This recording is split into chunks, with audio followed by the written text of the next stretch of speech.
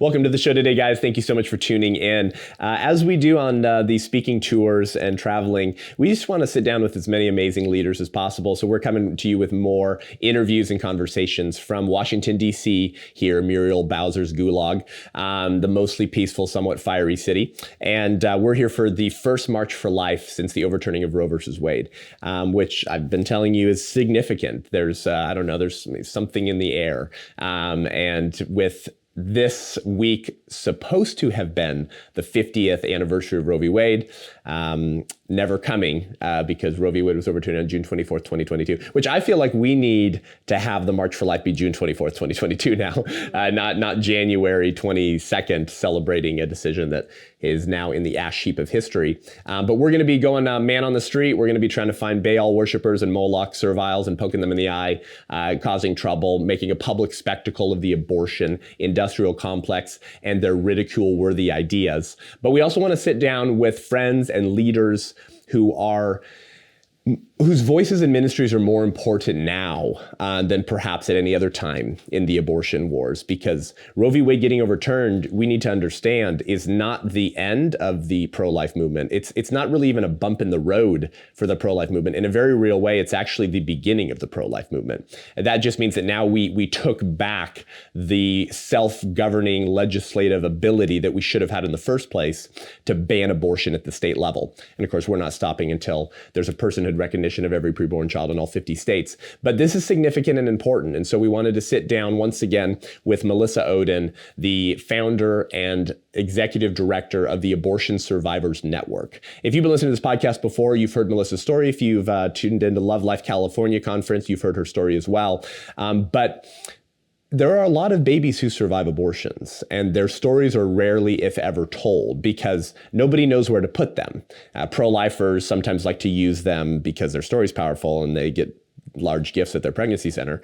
Or pro-choicers hate them and won't look them in the eye because they're not supposed to exist, because they're escapees from the prison of secular progressivism. They were never supposed to escape, and their very existence calls into question the entire foundational presuppositional premises that the entire abortion industry and their ideas are built upon.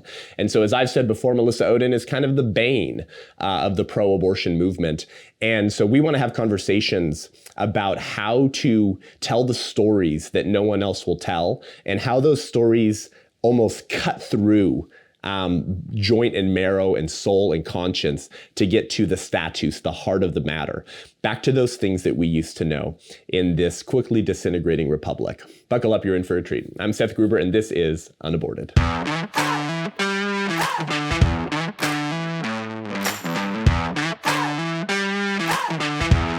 Melissa, welcome back to the show. Thank you. Yeah, it's good to have you back on. It's been a while. I moved, and then we had a baby, and then the podcast kind of fell on by the wayside for a little bit there. But we're close to you now. You're in Missouri. I have to say, I always have great senator envy. Josh Hawley. Come on. That's the future of the GOP right there, along with Ron DeSantis, of course. But we're in Kansas now, which shot down the Value Them Both Amendment. Which is interesting, because people think of Kansas and Missouri being neighbor states, kind of having a similar cultural and political climate, which is, I think, is accurate. So you would think, well, Missouri was the first state to ban abortion almost after the overturning of Roe. And then you get Kansas that goes the other way. Not what we expected. Yes and no. I worked on the Value Them Both Amendment, and frankly, coming at it, I had known that the best thing for our nation could potentially be the worst case scenario for Kansas, because Seth, we know the playbook that the other side, the abortion industry and lobby, and the politicians that are being funded by them, we know what the playbook looks like, which is always fear mongering, misinformation, lies. Media doesn't follow it, leaves it unchecked, spreads the flames. And so knowing that that's what the playbook looked like, I was suspecting that the battle was going to be incredibly hard and likely we would not succeed. However, I think the part that was surprising for all of us on Value Them Both was the extent to which we lost the amendment. Now, for people who aren't aware, it was simply neutral language, because what happened in Kansas was a ruling by an abortionist challenged laws saying that they could not be dismembering babies. Wow. So they challenged that. And in order for the Supreme Court of Kansas to uphold that, they had to make a move. So the move was right? We found in the state constitution of Kansas a right to abortion. The only way then to save all the pro-life laws that had ever been passed over those decades was to amend the state constitution, which was what Value Them Both was about. So neutral language, Right. simply saying legislators, if this amendment passed, the legislators could pass pro-life laws. Right. Let's be honest, ballot language isn't pretty. Yeah. It's terrible to look at. It's confusing. But you take the playbook of the abortion industry and they fueled all the misinformation and lies. Right. We were 6 weeks out, I think, after Roe versus Wade was overturned. It was the perfect storm for them to do what they do best, unfortunately. Yeah. And there were a lot of lies. Oh. Yeah. Is there enough time to even talk about the lies? I had Sam Brownback on the podcast. What a homie, by the way. Awesome dude. Former governor of Kansas, I think senator before that. And now he's involved in sort of like religious freedom, international religious freedom group. But we talked about this as well. And he said the same thing. He was like, I think most people didn't understand actually what they were voting for. And then all the lies, right, about how like, if abortion's made illegal, women can't get miscarriage treatments. Right. Or if she has an ectopic pregnancy, she can't even have the baby removed. It's like, and so I think the sort of the moderates who wouldn't be like Nancy Pelosi, like grandmother of abortion demons, but like they're not pro-life either. They're somewhere in between, were susceptible to a lot of those lies. So it's just, we know, it's like Elf, right? Like, you sit on the throne of lies. Like, but it's like, we know that's true of the abortion industry, but to watch that play out in real time in what is supposed to be this conservative state was pretty shocking. And I hope is not a bellwether for these attempts in future states. Well, but if you're paying attention also to the media in Kansas, they're not lying now when they say, oh, Planned Parenthood is brimming over. They can't even serve, right? They're over capacity. They can't even serve all of the women who are coming to them. And they're talking about the high numbers, the increase in abortion, which is what we had been saying. Right. If this doesn't pass, here's what's going to happen. They're not hiding the truth anymore. And that should be what should give all of us pause, and especially Christians, to say, what have I done? Yeah. I believed the lies, and now we're in this position. And so then the question is, now what? Yeah. What do we do? What do we do in each of our states so we don't become Kansas? Yeah. Because they know what the playbook is and they're putting it into action. Yeah, that's true. I had a friend from college who's pro-life, who loves the work I do. He didn't go like progressive wokey woke, maybe a little bit, but not too much after college. And even he texted me after Roe got overturned and he was hearing these things, and he was like, can women not get like a miscarriage treatment? Or I was like, oh, good Lord, I have failed you as a friend. Like if you were susceptible to that, right? Oh my gosh. And so, it's kind of just a small vignette to make the larger point that the abortion industrial complex has been so effective at sowing lies and reaping power. And they've been doing it for so long. And so we're up against, I think, what has accurately been described as the Leviathan. You've got tentacles coming up from every institution. And so we, like the pro-life movement's been hacking at tentacles, and we're never able to get to the beast. Right. And we sense that, I think, increasingly in the post-Roe moment, right, where pro-life sidewalk counselors are getting arrested, and pro-life pregnancy centers or other pro-life ministries are getting burnt to the ground, or having words spray painted on their clinics. If abortions aren't safe, then you aren't either. And we go like, how did we get here? And so I think we are in a very late hour of the American culture war, but the sacrament and the centerpiece and the linchpin of that culture war has always been abortion. That's why Peter Kraft, the Catholic philosopher, who I quote endlessly, says abortion is the demonic parody of the Eucharist. Right. That's why it uses the same holy words. This is my body, but with the opposite blasphemous meaning.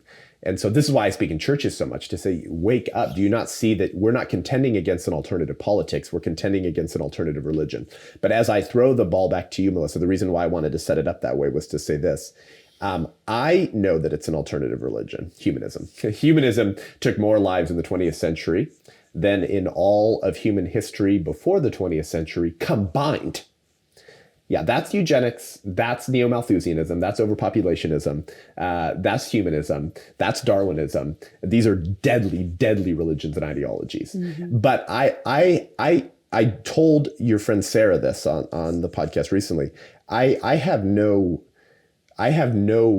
in my mind or experience or life to place the emotions and experience and feeling of surviving forceps or poison that were paid for by your parents. Right. And then living in a country and in an administration that daily celebrates and champions the act that nearly took your life, that forces you, actually, depending on your state, to fund the very act that took your life with your tax dollars.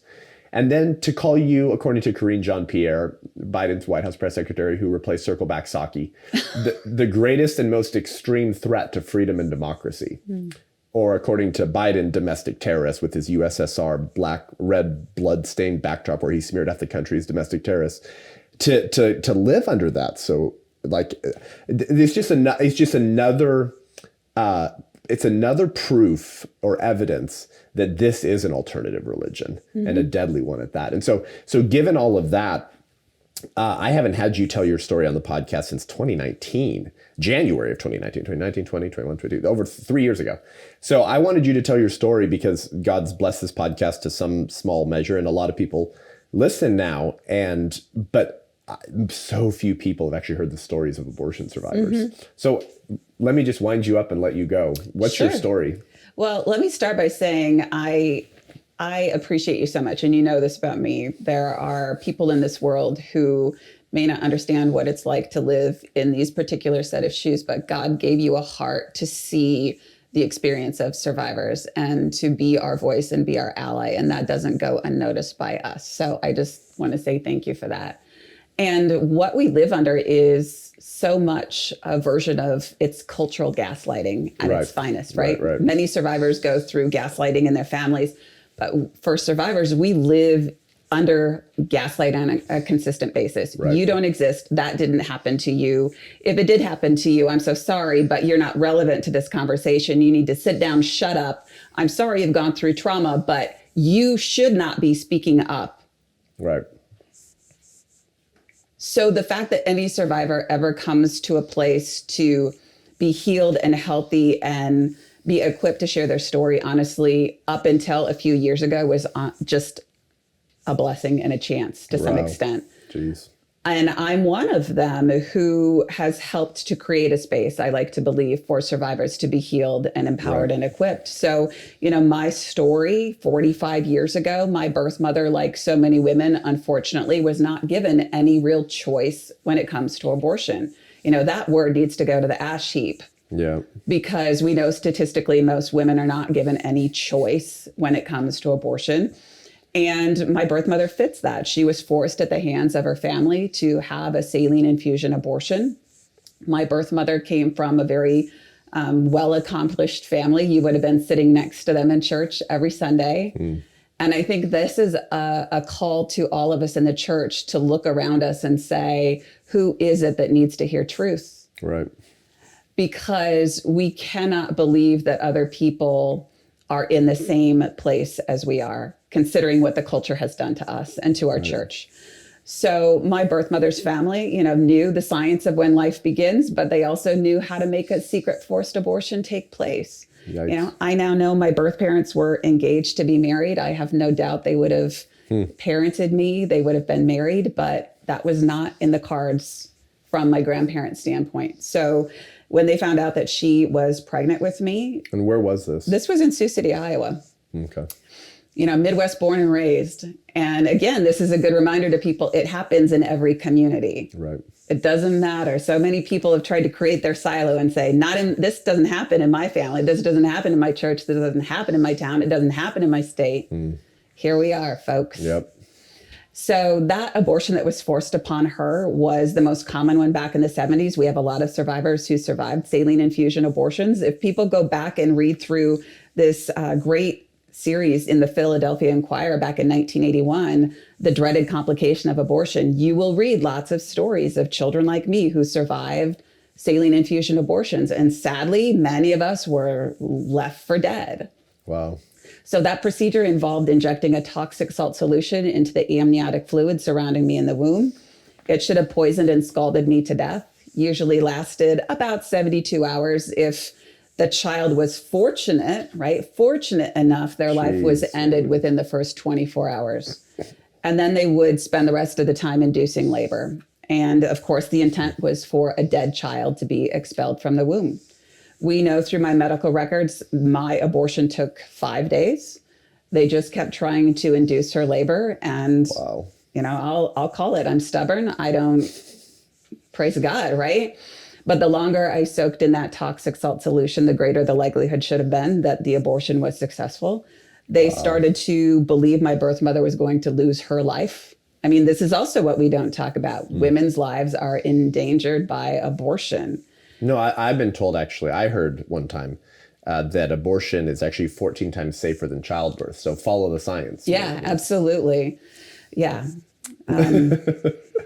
We'll talk about another episode about what's wrong with that study. I can debunk the whole thing, but go. Yeah, there's continue. a lot of podcast content. On that 5th day, they induced her labor and they believed the abortion would be successful. And that day that I now celebrate as my birthday is the day that I was accidentally born alive.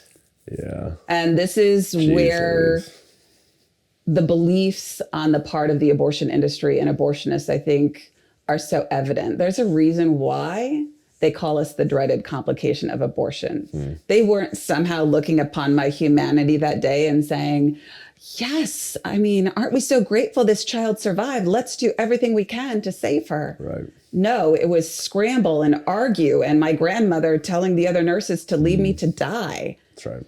And me being nearly dead and being rushed off to the NICU because at least one nurse was unwilling to just leave me there to die. And this is still Sioux City? It was still Sioux City. Wow. And this is the part that was confusing for me growing up. And I think is confusing to lay people outside of the movement. They're saying, but you were at a hospital. Well, most late-term abortions take place at hospitals, not because they're thinking they're going to save our life, that it's going to be a live birth. Right. It's because it's the risk to women's health. And so that's where my birth mother needed to be. I am just lucky enough that it was a hospital. What if I would have survived at Planned Parenthood? Yeah. Oh, yeah. Yeah. You would have been thrown in a bucket or chopped up to harvest your organs because, they probably would have been spoiled by the salt solution. So they would have just thrown you in the trash. But even at that hospital, we know that they had a utility closet where they would place the babies like me who survived. You were put in a bucket of formaldehyde. They'd write the name on it. Yeah. How do I know that? Because I've met the nurses who did it. Well, and if you were George Tiller, you would actually do a little baptism for the murdered babies. I was talking to a nurse to another activist this morning who was saying she was with some of the quitters from Abby Johnson's ministry. And one of them was telling the story of how one time after they started an abortion, they ended up in the bathroom and they were panicking because they could see a baby had survived the abortion. Next thing you know, they could hear flushing and crying. I mean, let's just be honest. Yeah. So I was blessed to have survived at a hospital where at least a nurse was willing to rush me off to the NICU, putting her job on the line. Well, and after you finish your whole story, because I want everyone to hear the whole thing who's listening right now, we'll talk about how every Democrat in the House of Representatives except one still wants to make it so that in that moment that you were accidentally born alive, there are no federal laws on the books that require your protection and criminalize those who won't protect you. But we'll get to that later. But just, I mean, guys, just think about what she just said. My birthday is the day that I was accidentally born alive. I mean, no child or person should have to say that about themselves. It was Hadley Arcus, who I want to get on the show one day before he dies. I don't believe do you know who Hadley Arcus is? He's not a believer, but he's a theist, but he's not a Christian. But that guy is so grounded in the natural law tradition. His book, Natural Rights and the Right to Choose, is something every pro-lifer should read once a year. But he wisely observes that abortion is ultimately, Melissa, the right to a dead child. And that's part of, I know we're going to get to Born Alive, but frankly, when we look at ballot initiatives like Montana, Kentucky, all of those, when we see those fail to pass, part of what has happened in the activism from the other side is the reality that this exists in the medical community. Right. That you could leave a child to die. And that's when people become so incensed about it, saying, well, if we pass a ballot initiative saying we have to save every abortion survivor and provide them medical care, then we would have to do that for all the babies. I pointed this out. It was interesting. I mean, I'm not like that big of a podcaster or speaker, but I was disappointed at how few people I heard making that point in 2019 when Ben Sass of Nebraska originally sponsored the Born Alive Abortion Survivors Protection Act. And that's the point I made on the podcast at the time, Melissa. I said, the reason why they're afraid of this is because they know that their own ideology will be called into question. Because if you're required to care for the life of the baby seconds after it survives the abortion that was supposed to take its life, then who in their right mind could possibly argue that the woman has a legal right to take the life of that baby a day before the baby's due to be born? Which then draws into the question, who could possibly argue that that's a right to take the child's life 1 week before? And then we get back to the whole question, is there a fetus fairy, sprinkling magical personhood, conferring fairy dust? And if there isn't, then there obviously is no magical line at which the human being in the womb, transitions to some person that it wasn't before. And so the Born Alive Abortion Survivors Protection Act puts in place the premises that destroys the entire narrative. And that's why they hate it. But so anyways, you survive. Yeah. You're on the hospital table and a nurse becomes your advocate. Yeah. What happened? Ultimately rushed off to the NICU and provided medical care. And I think this connects so well with what you're talking about. My medical records state my abortionist thought my birth mom was about 18 to 20 weeks pregnant with me. But also, again, if we're being honest and in living in today's world where we know chemical abortions are being pushed and they're saying FDA, USPS, hey, you can ship those anywhere. We don't know what's going on. The reality is women are taking abortion pills not knowing how far along they are. Yeah. What we're finding is many of our survivors survived because the abortionists weren't providing adequate exams. They didn't know how far along a woman was. I mean, ultimately, it saves our lives, but I think it's important people realize that, because my medical record saying 18 to 20 weeks, by the time I end up in the NICU that day and I weigh almost 3 pounds, they started to put 2 and 2 together. And a neonatologist put in my records, looks like approximately 31 weeks gestation. Jeez Louise. Whether I was 18 to 20 weeks or 31, where does the line sit of, oh gosh, that was not okay?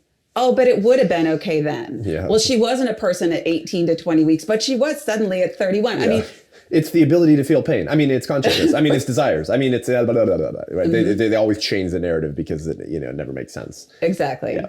Yeah, so you're bolstering my same point. It calls into question the entire trimester framework. Exactly. The entire arguments that are used to sort of delineate random lines. I mean, this is where I always get in arguments with pro-aborts, where I say, do you believe that it should be legal to kill a baby in the 9th month? And they go, of course not.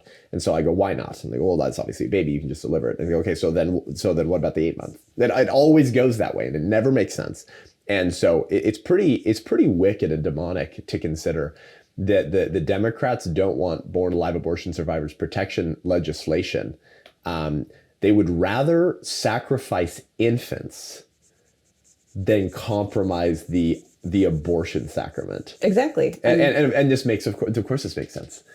Because as Peter Singer once said, for goodness sake, the Princeton philosopher who wrote Practical Ethics in 92, and is infamous is the correct word, for defending infanticide up to 1 year old. Mm-hmm. He, how sometimes, Melissa, the left says the quiet part out loud, and we're like, thank you for saying what we all know about you demons, but what you rarely will acknowledge about yourselves. Mm-hmm. Peter Singer said this once, Melissa. He said, the liberal search for a morally crucial dividing line between the newborn baby and the fetus, a morally crucial dividing line, has failed to yield any event or stage of development that can bear the weight of separating those with a right to life from those who lack such a right. Thank you, you infanticidal apologist demon. for admitting what pro-lifers have always been saying about your worldview, that if you can kill children through point of birth and the personhood litmus test you use to dehumanize the unborn, there's no reason why that should be confined to the womb. And he's saying, yeah, us liberals have been searching for a morally crucial dividing line, and we can't find it that can bear the weight of separating those with a right to life in the womb from those who are with a right to life outside the womb from those who lack such a right in the womb. And so you've got one of the most lauded pro-abortion philosopher defenders of the other side saying, yeah, pro-lifers are kind of right.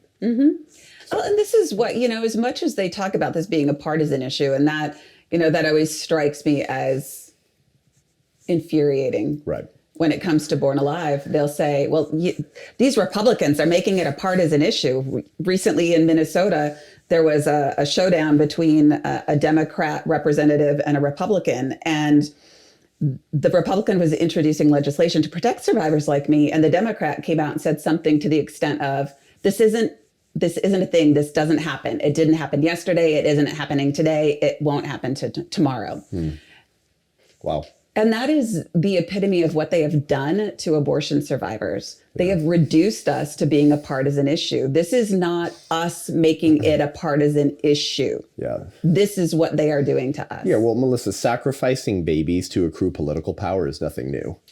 Exactly. It actually Centuries goes back old. to this guy named Herod, who was trying to, what was he trying? Oh, yeah, he was trying to kill babies because one of them might threaten his political power. As it was then, so it is today. And sure, it might have been the creator of the universe as the prenatal deity entering human history in a uterus, but it's still sacrificing babies to accrue political power. So anyways, there's nothing new under the sun. So, okay, so you're saved. How long do you spend in the NICU after having to fight to get saline salt out of your system? Right, a couple of months. So, I often say... 2 months. Yeah, almost 3. So ended up being transferred to a larger hospital when I was about 3 weeks old. And wait, but what's the story about your grandmother and mother? Right. After what she thought was an abortion. Right. So it's a long and sordid story. I'll try to close the loop because it's a lot. It's been a lot to live. But I now know that after I survived, my birth mother was not in a good place physically, emotionally, mentally. And she did not know that I had survived the abortion. And I now know through connecting with some of the medical professionals, when this tall blonde nurse rushed me off to the NICU, my grandmother actually was right behind her and made it clear that those nurses were never to tell my birth mom that the baby had survived. And they didn't. Now, the good news is they never forgot about me. I know that they prayed over me while I was there, right? They marveled in just the miracle. And they never forgot me. As their own children grew up, they'd say, gosh, I wondered whatever happened to that little girl. And you met them later, right? You found them later? I do. I have contact with 2 of them. That's amazing. And so they knew, and my birth mom didn't know. And I was ultimately placed for adoption. I went home to my mom and dad when I was just about 3 months old. So you were adopted immediately? Pretty quickly, yeah. And not every survivor is placed for adoption, though. We have found most survivors are actually raised in their biological family because the child was not ever the problem. Yeah, right. Now, granted, it doesn't mean we have positive outcomes for those survivors because we need to do a better job even out in the pro-life movement and outside of the pro-life movement to say failed abortions happen. They don't just impact a surviving child. They impact the women who are raising them. They impact entire families. Right. We need to educate and serve them so we aren't living with secrets and shame. Yeah. Because the outcomes are poor when any of us keep secrets and shame. But I was placed for adoption, and now I know that the signature on my adoption forms is not my birth mom's signature. So there's, of course, layers of secrets that I may never get to. But I grew up knowing I was adopted. I grew up knowing I had been born prematurely, that I had had health issues. I suffered from seizures for a while. They thought I had a fatal heart defect because I landed in the NICU with incredible distress. Gee, I wonder what that was about. I suffered from severe respiratory problems, liver problems. And so I knew that. Jeez. But I never could have imagined that there was a big reason why all of those things had happened. And I grew up in a home that was full of faith, but we didn't talk a lot about abortion like many families do. We talked about the sanctity of life and the gift of adoption.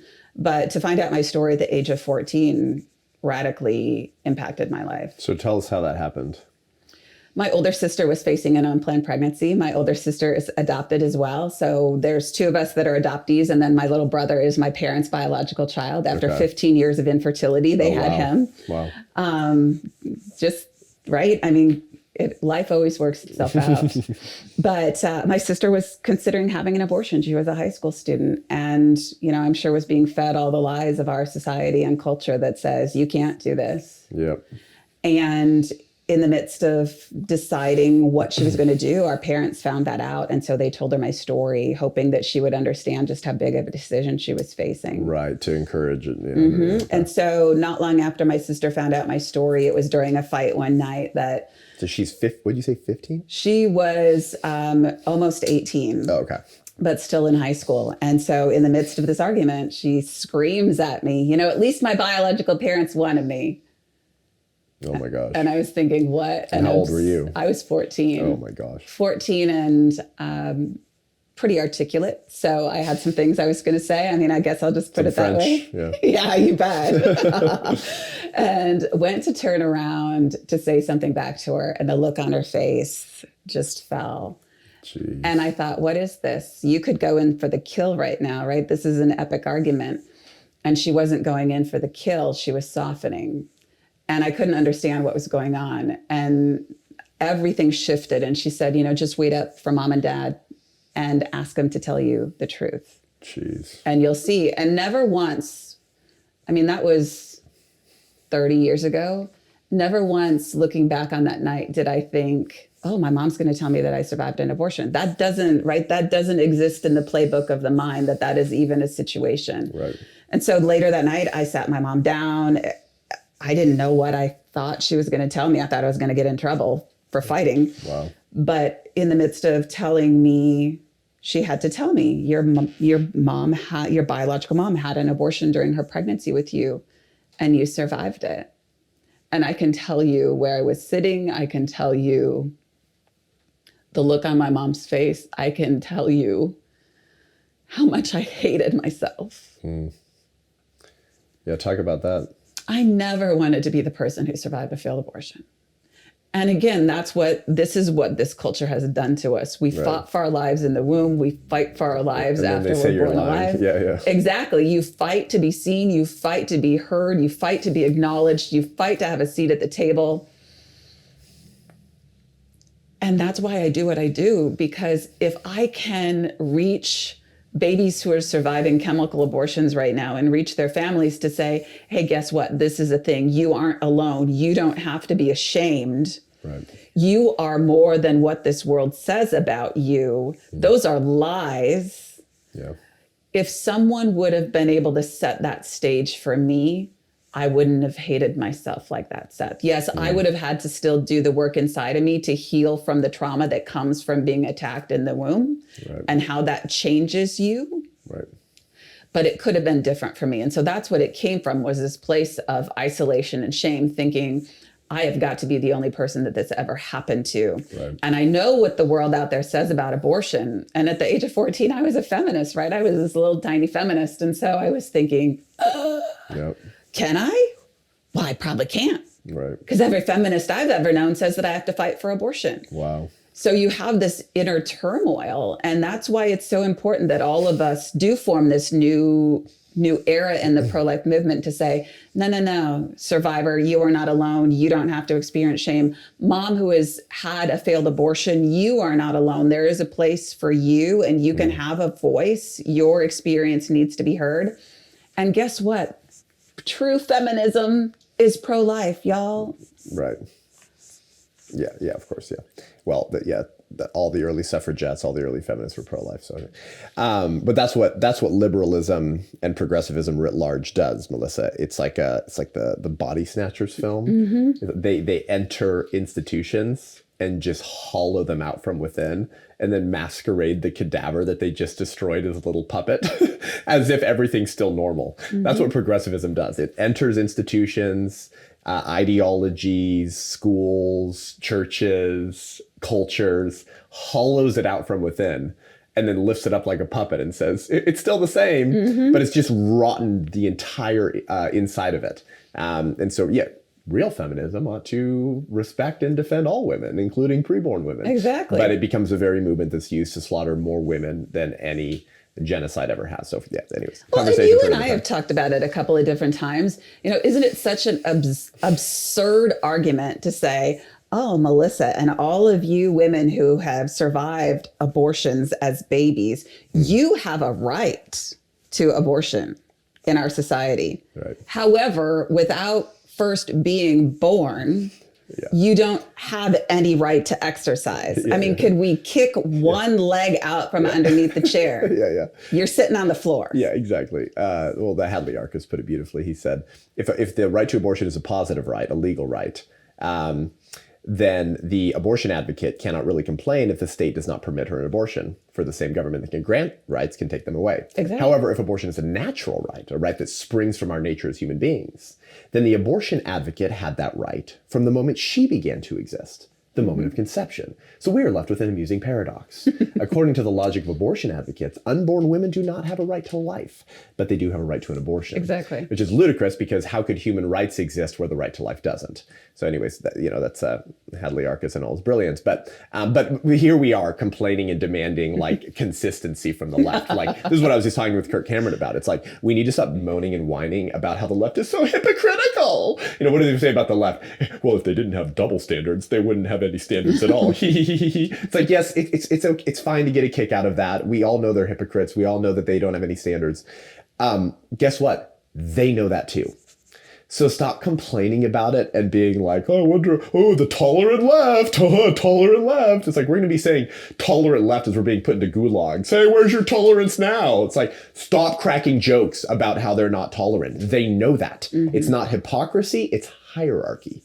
And nowhere is that more evident than the issue of abortion. What's more hierarchical or tyrannical than deciding who gets to live and who gets to die, even up until after birth? So I'm sure you have many thoughts on that, but you go through many years of trying to figure out your voice in a culture of death. You go to college and something strange or providential you realize later was going on while you were at that college. Tell that part of the story. And you have such a good memory. We'll talk about Abortion Survivors Network. Absolutely. Yeah, my story is a set of miracles, and for people who don't have faith, I guess they would look upon it and just say, right, coinkydink. Yeah, there's a good word. I now know that my freshman year of college, the university that I attended, my grandmother was the associate dean of the nursing college there. There's still a scholarship there in her honor. Freaking crazy. And I can tell you that when I was on that campus, I thought I was homesick. Nursing school of all at places. The nursing school. Oh, jeez. And, when I was there, I was in that process of healing and starting to grapple with my story and trying to find my voice on a college campus that wasn't friendly to my voice. Right. And so that's what I thought it was, is homesickness. And Melissa, you're just in this process. And never could have imagined she was there. And that's the college that my birth mother was attending when she became pregnant with me. She was a roommate with her twin sister at that college. And I had many family members who actually had gotten their degrees from that college. Wow. Wild. So to fast track, you later begin speaking. I think you were like on a university campus. You start finding your voice, and then you've eventually found the Abortion Survivors Network, the only organization of its kind. Yeah. There's no other organization like that. Because we're so rare, Seth. Yeah, right. Yeah, exactly. Well, and it's the unspoken. It's always the unspoken kind of feature of the entire abortion debate, right? So that brings us to kind of our current moment that we're in right now. Roe v. Wade got overturned on June 24th, 2022. The left lost their ever-loving minds. It was like you just saw the inner like legion come out, like legion and we are many. It's like, yeah, you are definitely many. And you're burning down pro-life pregnancy centers, and you're arresting pro-life sidewalk counselors. And Elizabeth Warren is sponsoring legislation to go censor the voice of pro-life pregnancy centers for the dangerous spreaders of misinformation. You mean like misinformation when I go to Planned Parenthood's website and I try to search what a surgical abortion is and aspiration abortion? You never tell me what's aspirated. You say it's pregnancy tissue. There's no such thing as pregnancy tissue because pregnancy is not a thing, it's a condition. Conditions don't have tissue. Beings have tissue. So if you're a human being and you're pregnant with another human being, so that's human tissue. Yeah, go shove that misinformation up your, well, anyways. Sitting Bull Elizabeth Warren, we're not allowed to criticize, right?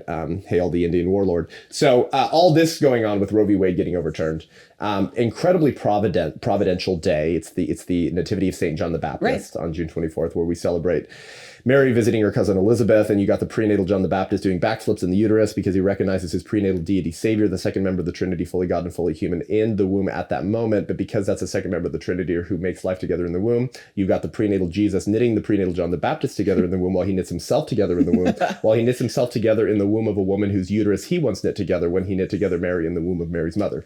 Incarnation, as a Catholic, I'm sure you appreciate my Protestant contribution to Catholicism. That's the same day Roe v. Wade gets overturned. Are you freaking kidding me? It's been said that providence is when God winks, and boy did he wink on June 24th, 2022. And so now here we are, the first month of 2023, the first March for Life since Roe v. Wade got overturned, and we're in a very interesting moment. The significance of this moment, I don't think, can be overcounted. I think in the culture war, we're almost past the Rubicon line. Whether that's, Biden can have secret files that he can declassify, which he's not allowed to as vice president at the time, and nobody's interested in that. But if Trump does it as president, when he has the right to declassify those documents, it's his January 6th all over again. We all need to rent our garments. But I mean, they're really, they're coming for our friends like AJ Hurley. They're coming for people who expose partial birth abortions in Washington, D.C. that they have no interest in showing. They're arresting pro-life sidewalk counselors. Merrick Garland is labeling parents who speak at school board meetings domestic terrorists. The hour could not be later, friends. But I've always been convinced, Melissa, that if we don't begin with abortion, any other momentary victory in the culture wars will be fleeting. It won't bring back the kind of self-government and freedom and liberty that we all want to return to, that very few people alive today still remember. Right. I mean, there might be some 90-year-olds and 100-year-olds in America who remember the days pre-Sanger, but not many. You'd be over 100 already. I mean, we all want to get back to that, but there is no return to that freedom. There, to quote Lincoln, there will not be a new birth, pun intended, of freedom if we don't deal with this. The fact that we have slaughtered 65 million babies in America, at least since 1973. And the abortion industry actually has an opportunity with Roe v. Wade getting overturned to increase those abortions, believe it or not, because of the abortion pill. So with everything happening, I want you to just speak to what your organization is doing in this kind of Kairos moment that we're in right now, what your organization exists to do and why it's such an important contribution to the fight. Yeah. So first of all, I want to say I was born on a feast day of St. John the Baptist, by the way, just to reconnect that thread. No way. So God winks a lot at me, and it's fascinating because me of all people, and I want that to be an encouragement to people. If you feel like you are being called to speak up and you're thinking, really, me? Been there, done that. Right. And God doesn't call the equipped, he equips the called. And so it is up to us to say yes, and then do our homework and get educated and be willing to go out and engage in the battle. Right. So I just want to start with that. But, what we do is we are, again, like you said, the only organization around the world who serves abortion survivors. So we do healing support, skill development in, public speaking, advocacy, you name it. We are also the ones who are serving moms like mine who experience failed abortions, who are struggling with how to bond with their child. They have fear that their child ever finds out. There's guilt, there's shame.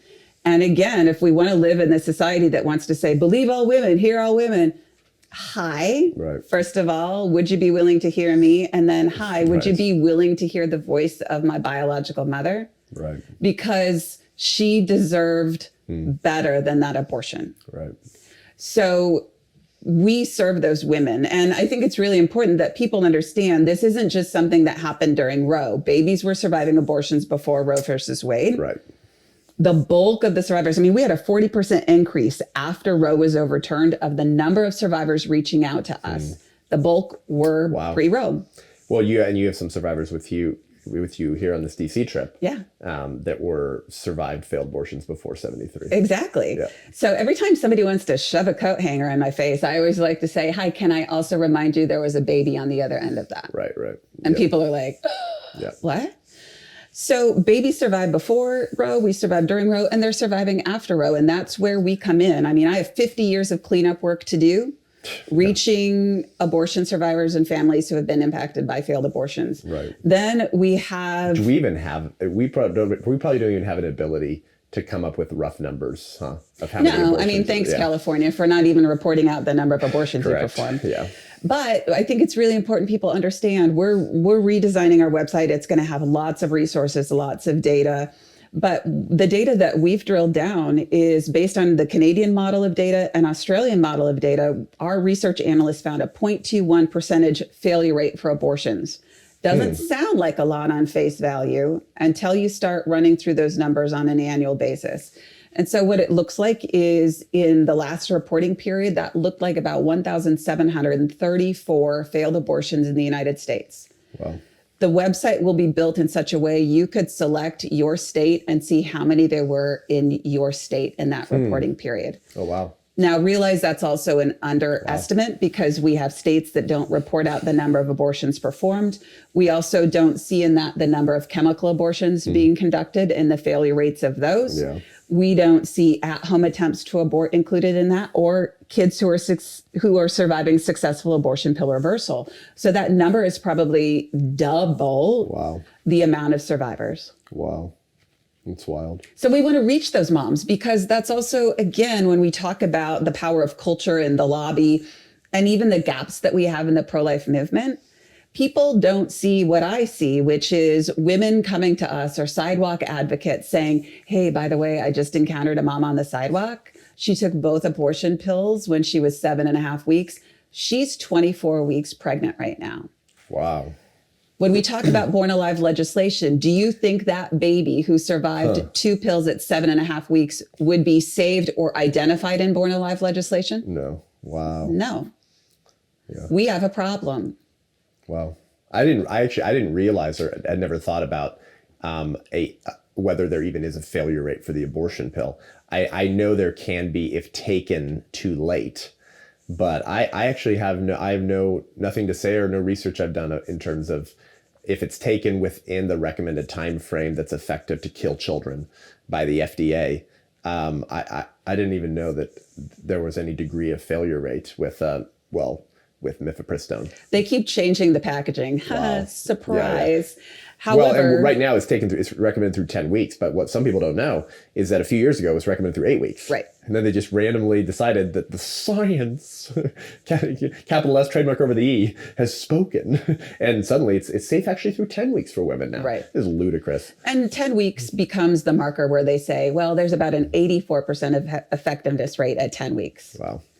And yes, we see babies who are surviving chemical abortion pills that are being taken later than 10 weeks. Thanks, FDA. Thanks, USPS. This is what you are doing to women and children. Yep. But we also, again, there's no answer for me when I have a woman who took both chemical abortion pills at 7.5 weeks, followed the directions, and baby is still alive. Wow. It's a miracle. Yep. Can't we just build a culture where we can look at that and say, that is a miracle. Can we come alongside that child? Can we come along that mother and stop fighting against it and shaming us and silencing us? Well, you know the answer is no, Melissa. I know. Yeah, there's no meeting in the middle with people that want to slaughter children. They're not our friend. There's no middle ground. These people are evil incarnate. And we've been apathetic towards this evil for so long.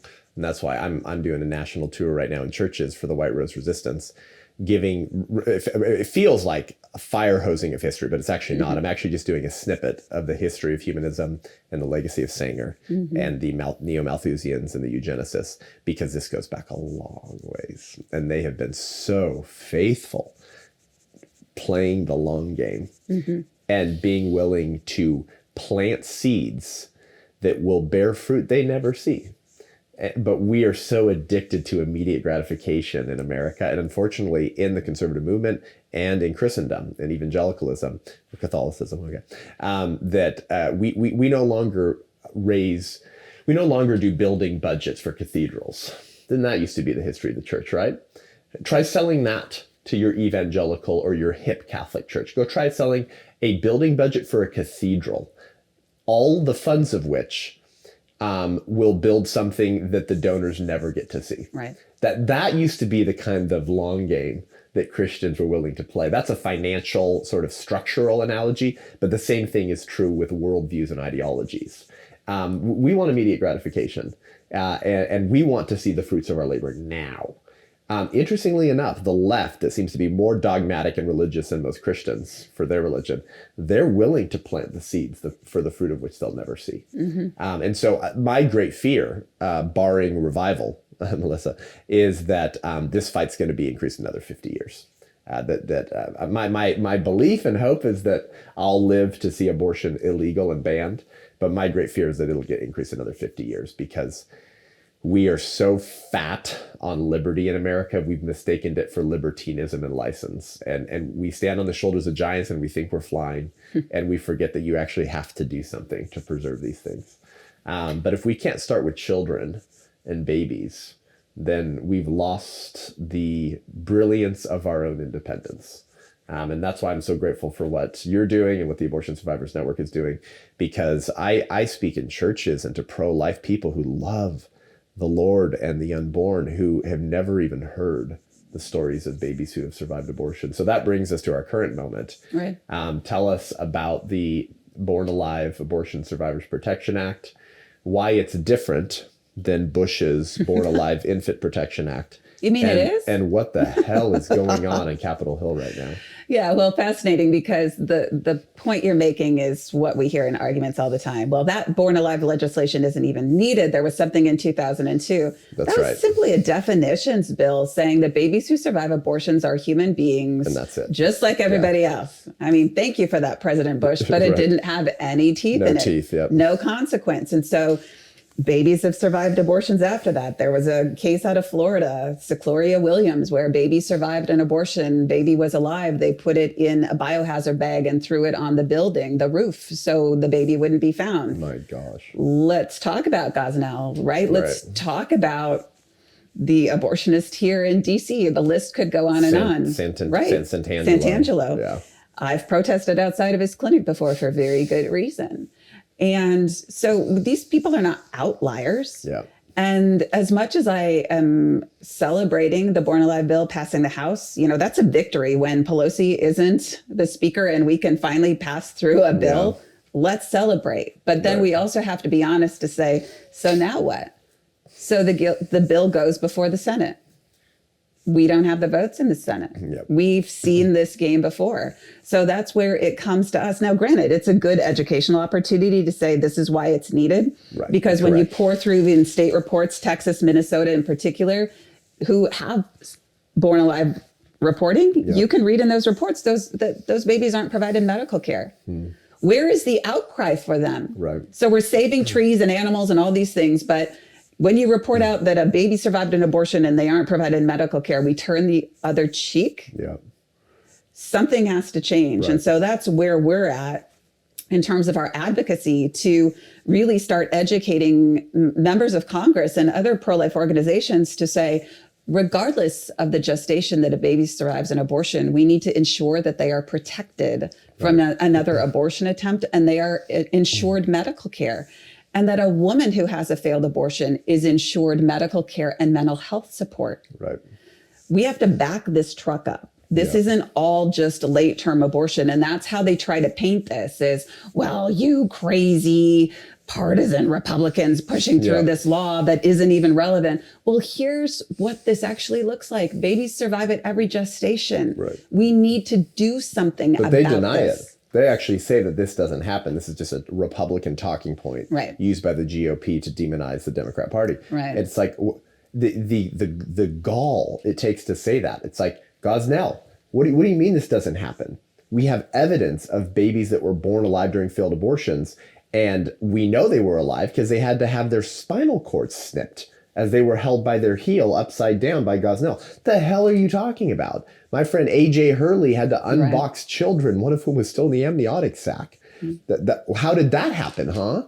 That child was still moving in. We have testimonies of people who were working for the abortion industry, some of whom that David Leviathan has worked with, as whistleblowers who came out and said that I saw babies' hearts beating through their skin as they were laying alive on the table. What do you mean babies don't survive abortions or are born alive? I mean, the gall it takes to say that.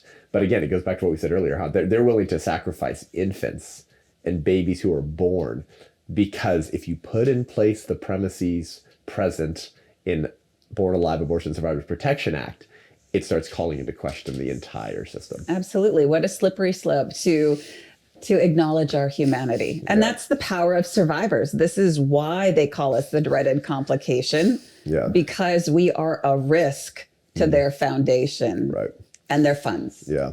Tell us one or two stories about what it's been like when you've been called to testify on the Hill. You love these stories. Yeah, I do. I love them. Yeah. and others have too, but you've been more than once. And I think here's why. I think it's an important contribution once again for people listening, because if you're a pastor listening to this, if you're an elder, if you're a layperson, if you're involved in your church, if you're frustrated that your church doesn't speak out about the cultural issues happening. By the way, if you're a pastor and no one in your church is talking about the fact that every Democrat in the House of Representatives, except one, just voted against a bill that says if a baby survives a botched failed abortion, you have to give them the same level of medical attention and care as any other baby would be given under normal circumstances, born at the same gestational age. And if you don't care for the baby and transfer them to a hospital, they'll be criminalized. They'll be criminalized for the abortionist and anyone involved at the abortion clinic that didn't care for that baby. If your church isn't talking about the fact that basically every Democrat in the House of Representatives wants to murder infants already born, fourth trimester abortions, you need to find a new church. But again, it's important because if we can open people's eyes to how evil these people are and what we're fighting, maybe the scales will finally be pulled back from their eyes. So, but I feel like, I've never been in the room, but like, I feel like the evil would just be tangible when you're there, because you'll be called to testify, but then they'll also have the abortion supporters. Right. So you've got both people, the ones who wanted you dead, you got the Democrat politicians, and they refuse to look you in the eye. Yeah. Talk about that, because that's just so much proof of what we're dealing with. Well, and to put it in context, the particular feeling of evil and spiritual warfare, having laid my hands on an abortion clinic that closed and knowing what happened behind those doors and the feeling that it has sent through me, I can tell you the feeling that I have felt with my hand on that abortion clinic is the same feeling I feel when I'm in the room with members of Congress. Yeah. So I think that can explain a lot about what that really feels like. Well, because there are real demons behind this. Like we don't talk enough about that. We don't talk enough about that in the pro-life movement in the church. Like there are demons at work in these abortions. Randy Alcorn is a friend and a hero. He once shared on my podcast that because he basically gave up all of his book honorariums because he was sued by Planned Parenthood for sidewalk counseling.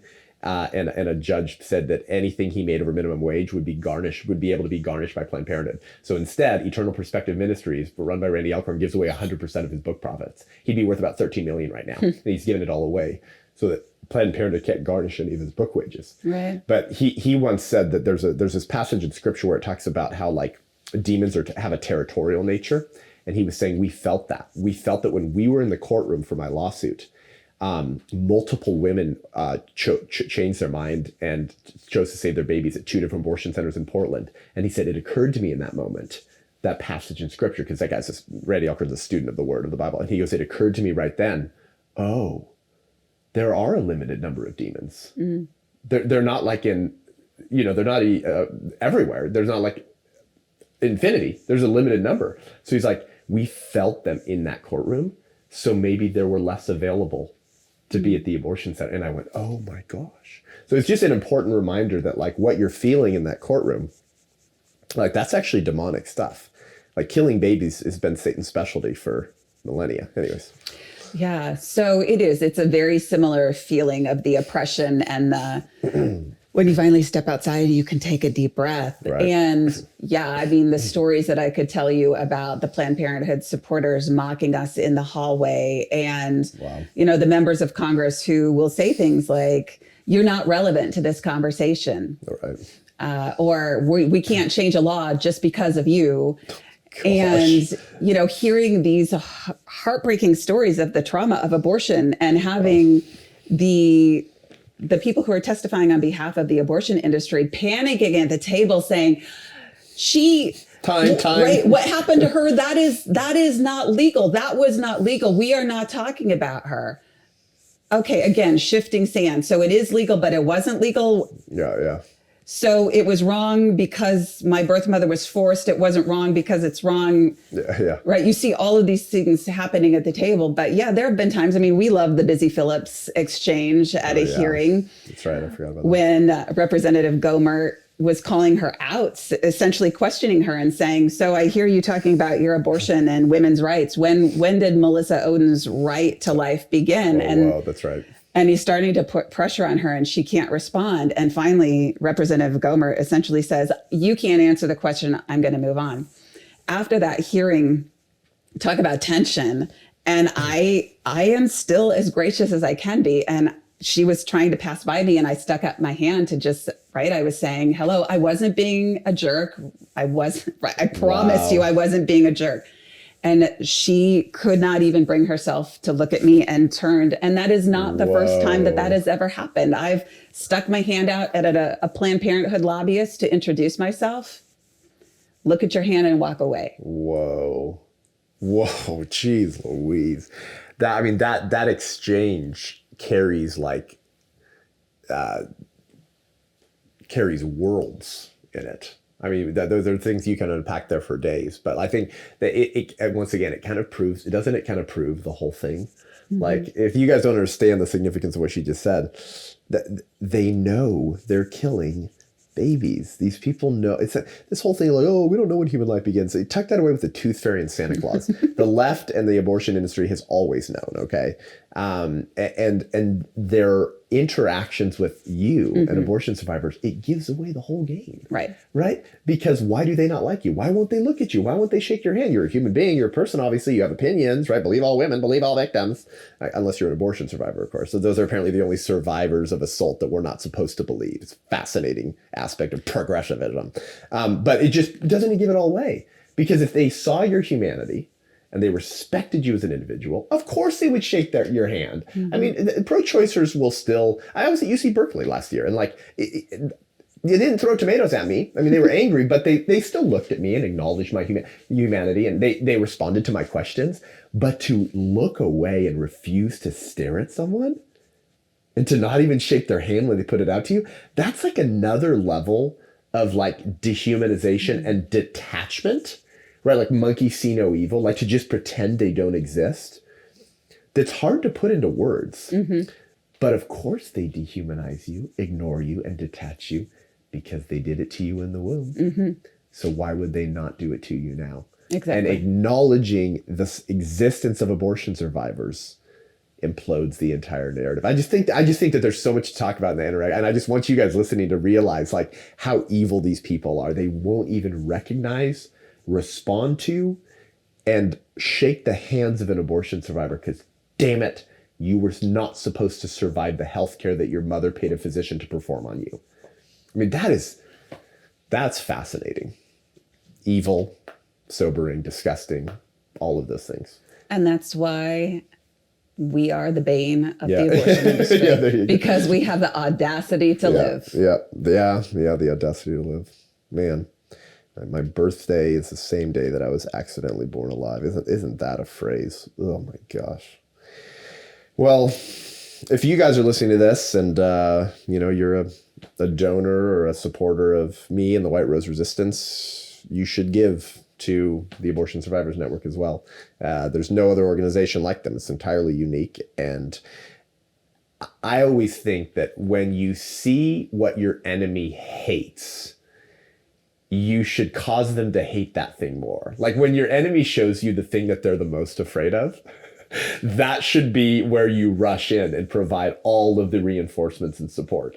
So the Abortion Survivors Network is deserving of your support, guys. You should book them as speakers. You should support them financially, if for no other reason than just because they're hated so much by the abortion industry. But Melissa, any closing thoughts on just what we should do as common sense pro-life Americans? What would you say to the pastor who won't preach on abortion? What would you say to the mom and dad who are kind of disturbed with what's happening in America, but they haven't really been engaged in the pro-life fight? Everything happening right now. What would you encourage common sense Americans to do, to engage in, to think about, to respond to? How do you see the landscape post Roe, and how has it changed, and how should we live accordingly? What should we begin doing? What are important things for pro-lifers, for pro-life students, for pro-life Christians, young people who are just concerned about the country? How would you send us off or encourage us to engage? I was at a meeting this morning with some other Christian leaders, and the conversation that a couple of them had was so important in terms of talking to churches, to say, if your pastor is preaching and the statements don't match up with biblical word, you need to find a new church. Right. Yep. And I think it starts there in terms of we have to drive a line in the sand to say, this is what I believe, and this is how much this means to me, that I know this is truth, and I am not willing to sit in a position and be fed lies, whether it's from the pulpit, from the media, from my school, from my members of Congress, right? So we have to be willing to take a stand and be uncomfortable and move out of that place that maybe we've been for 20 years, but it's always been my church. Yeah. But you need to go to a place that is full of truth. So we have to be willing to seek the truth, make changes to be in the truth. And then as we do that, we find ourselves with the people who know the truth, and we do the work together. Right. We are entering into this new phase in our country where we should be rebuilding a culture of life. Right. And we have to get out of the silos. We have to figure out where we have mutual missions, be willing to put pride aside, be willing to put aside how long we've been doing it. Right. And have fresh eyes to see what is happening right in front of us. This is not 1973, and we don't want it to be. Right. So let's act like it's a new year and a new time. Yeah. So that is my, not even an encouragement, this is my challenge to the pro-life movement, is to do new things together. Yeah. And I think that what that means for all of us is our work is far from done. Yeah. And we have to be willing to accept that. Yeah. Or find the people who can help us make it happen. Well, I always tell people, from when slavery was made illegal in 1864, 1865, it was 100 years until the Civil Rights Act.